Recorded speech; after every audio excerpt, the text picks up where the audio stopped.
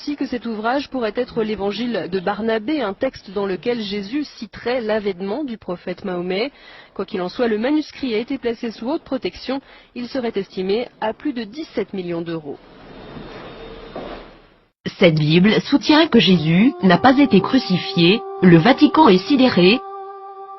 Cette Bible a été découverte et gardée secrète, en 2000 et contient l'évangile de Barnabé, un disciple du Christ, qui soutient que Jésus n'a pas été crucifié, qu'il n'était pas le Fils de Dieu, mais bien un prophète. Cette Bible soutient aussi que l'apôtre Paul est appelé l'imposteur, que Jésus a fait son ascension tout en restant vivant et que c'est Judas Iscariote qui a été crucifié à sa place.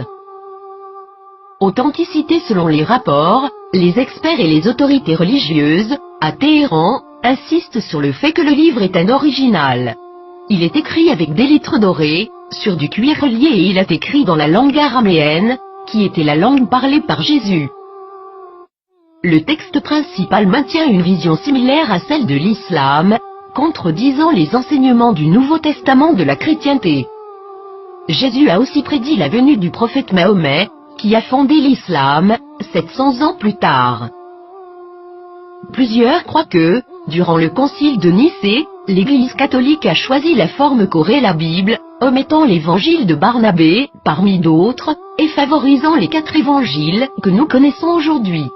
De nombreux textes bibliques ont commencé à faire surface depuis ce temps, incluant ceux de la mer morte et les évangiles gnostiques, mais cette Bible semble tout particulièrement inquiéter le Vatican.